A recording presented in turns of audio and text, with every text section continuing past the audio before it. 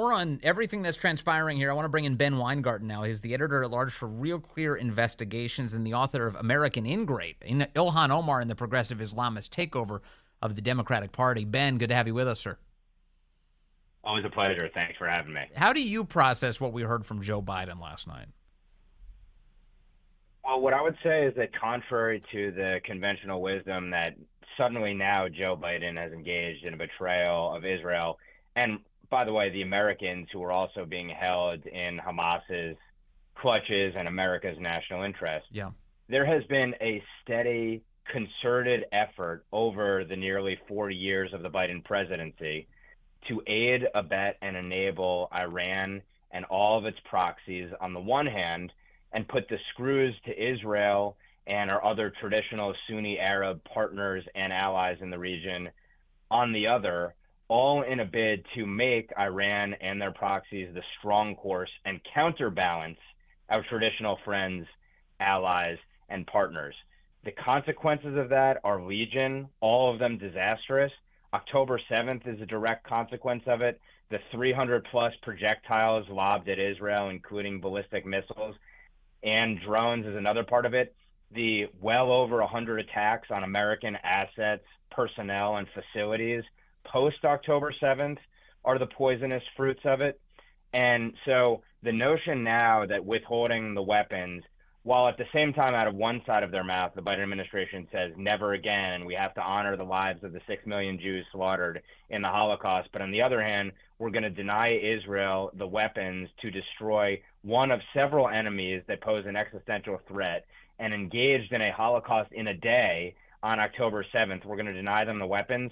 As stunning as a rupture in the relationship as that represents, there's been a steady drumbeat of efforts leading up to it, and it's completely consistent with a policy that effectively has made the Biden administration the world's leading state sponsor of the world's leading state sponsor of jihad, Such a good Iran, point. and its proxy Hamas. Such a good point, and this is one of the elements I've been trying to emphasize too, which is, and of course, never any mainstream media consideration about this at all, but the tens of billions of dollars that Biden has uncorked for Iran just over the course of these few short years that he's been president of the United States, following the tradition of the Democrat president before Obama, who kept sending money to Iran and relieving them of sanctions, enabling Iran now, this Biden is, to export all of its oil to China, thus enriching Iran and powering their terror machine, which includes Hamas. We don't get here unless Biden made all of those decisions, do we, Ben?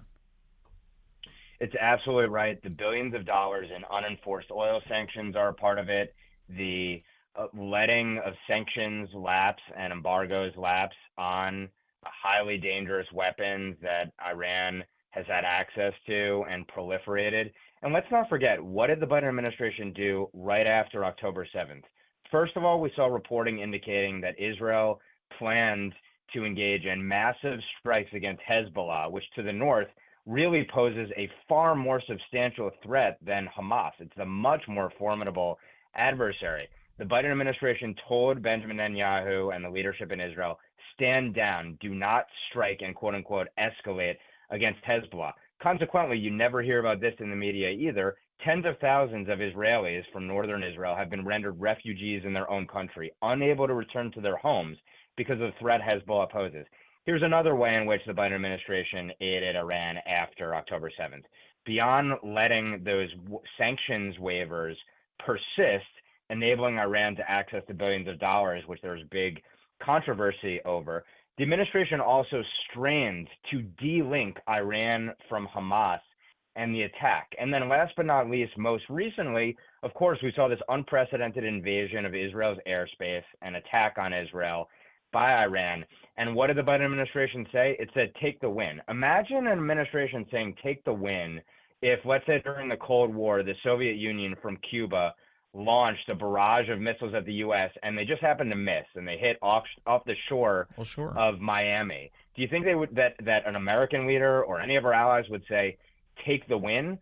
And would you say, well, no, America's commitment is ironclad? That's what it says to Israel. But really what the commitment is to quote unquote Israel's defense. And cynically, what the administration did was say, look, U.S. and our Sunni Arab partners provided you Yeah. with defense. Don't strike back. We'll defend you next time as well. But what they're doing is always restraining Israel, and consequently, the existential threats to Israel grow.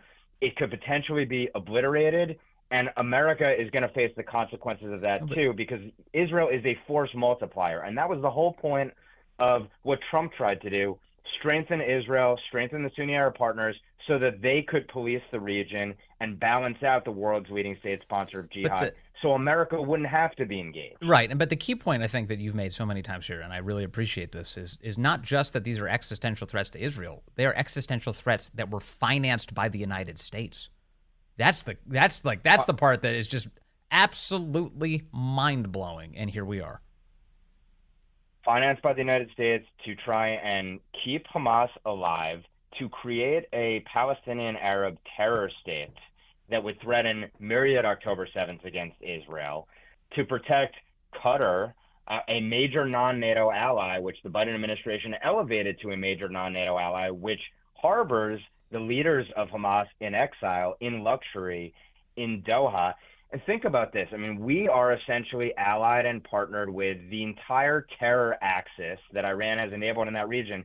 And let's not forget, it's not just Hamas that has American blood on its hands, but it's Iran dating back to the revolution in 1979, dating back to the barracks bombings in Beirut on American troops, a U.S. embassy in Lebanon as well, the Khobar Tower bombings in Saudi Arabia, and then all those American troops hit by IEDs in Afghanistan and Iraq. Those were Iran-crafted IEDs, and they've plotted on our soil and against our leaders in America as well. So they are our enemy. They've been our sworn enemy from the start. They're the biggest jihadist backers in the world, and the Biden administration is sided with them against our chief ally in the region and a bulwark against the Islamic supremacist menace for Western civilization. So we're talking to Ben Weingarten with Real Clear Investigations. Ben, when we talk about the posture towards Iran that the Democrats have adopted, as I mentioned earlier, you can't help but also mention Obama's role in all of this.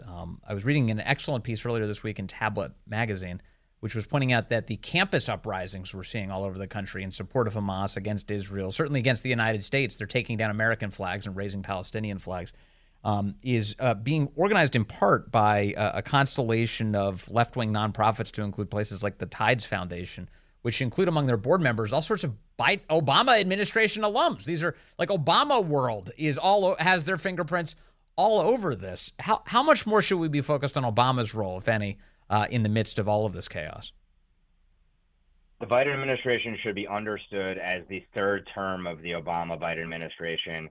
Barack Obama, remember his first speech overseas, he gave a speech to the Arab world, and he invited, among others, the Muslim Brotherhood, which is the tip of the spear of the Sunni jihadist forces in the world. And then on the other hand, of course, the Iran nuclear deal, so-called, which, as you noted, flooded tens of billions of dollars into their coffers, legitimized their nuclear weapons programs, actually pledged American protection of those programs, while the administration did everything it could to thwart Israel to the extent Israel wanted to sabotage those programs. There's a consistent thread that runs through it, which is make Iran the strong horse, punish our traditional allies and partners, to realign that region. And there are any number of reasons why, to go into the psychology of it. There's the oppressor worldview aspect of this, global equity on the one hand. There is the belief, the naive and absurd belief, that essentially Israel is the chief accelerant to volatility in the region. So if pesky Israel would just stand down and let itself be obliterated, essentially, then somehow you'd have peace between America and these other countries. There's also the belief, again, in this sort of global equity view, that somehow the West are the oppressors and they are the aggressors, and this is getting our just comeuppance, essentially. And then there are more cynical aspects as well to prioritizing Iran and the Sunni Islamists as well over our traditional allies and partners. But to your point, the broader point is that the left and the Islamic supremacists have an unholy alliance. It's been building for years. You can see it in the personnel in the Obama-Biden administration and in the Biden administration. And this is basically all Obama holdovers, essentially, in key positions, before you even get to the Rob Malley-ites of the world, the people who may well be agents of influence on behalf of our adversaries. and you have the leftists, and you have the cynics, and they are all wedded to the same cause, which is essentially knock America down several pegs and affirmative action for our worst adversaries. Can you talk about the terrible political balancing act Biden's undertaking right now? He's headed into an election. It seems crystal clear that to the extent that he's cutting off these weapons, it's designed to try and win some votes in Dearborn, Michigan. What do you make of that cynical play? He's between Barack and a hard place, as I like to say, which is that on the one hand, all of the progressive energy ascendant in the Democrat Party is the pro-Hamas part of the party, essentially. And again, it's the radical progressives on the one hand, and it's the Islamic supremacists on the other. And to your point, that makes a substantial impact in places like Dearborn, Michigan, and in Minnesota and elsewhere as well. But on the other hand, if you look at polling in America, Americans broadly still stand with our traditional allies like Israel, still believe that Israel should finish the job with Hamas and obliterate it, and that what occurred on October 7th is an utterly horrible abomination that should have never been allowed to transpire. So he's trying to balance out, on the one hand, where the energy in his party is, and it's loud, it's in your face, it's on college campuses, it knows how to get media attention, and it has loud and in-your-face representatives in Congress as well.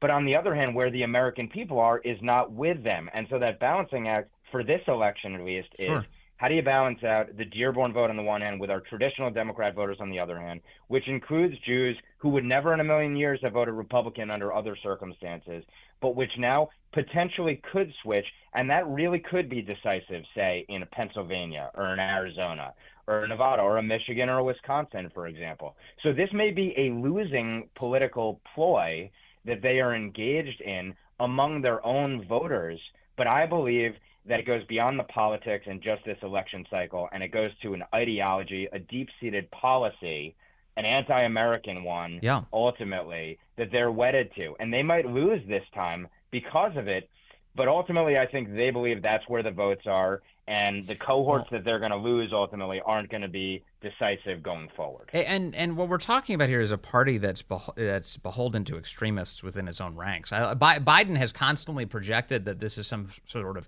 that's right-wing extremists that we need to be concerned about. But in fact, on the left, you have people who are practicing chanting the phrase "death to Israel" and certainly "death to America," getting ready to disrupt the Democrat National Committee, the Democrat conference this year. And you've got people chanting from the river to the sea to eradicate Israel on these college campuses. Extremism is now a very unfortunate feature of that party. It is. They are hostages to Hamas, and you see Hamas and Iranian figures as well cheering on the campus protests. And why are the Democrats so reluctant to deal with the campus issue? Because they own the campuses. They own the campuses and the ideology of the faculty, the ideology of the students, the ideology of the administrators and the leaders, and then the donors of these schools. These are all Democrats. And as you noted, the Democrat dark money outfits that essentially are funding the groups that are really coordinating and orchestrating in a very professional way the campus occupations. This is what the Democrat Party is now in hock to. One aspect of the Biden policy is he wants to make the Israel-Hamas war go away because it is such a liability for him. He wants calm in the region. He doesn't want oil prices to spike to the extent Israel would strike in a meaningful way against Iran proper. And so he has all of these calculations, and he's trying to balance out all of these different competing interests. But the American national interest is not even a part of the picture. It's not even a part of the equation. And that is maybe the most extreme aspect of where the Democrat Party is. Yeah, we see that in every single one of their decisions, from the border to Russia, Ukraine, to Israel and Hamas. It's just it's never ending. They never focus on what's in the American interest here, including the interest of getting those American hostages out of Gaza. Thank you very much, Ben Weingarten from Real Clear Investigations. Really appreciate our time today. Thank you, sir.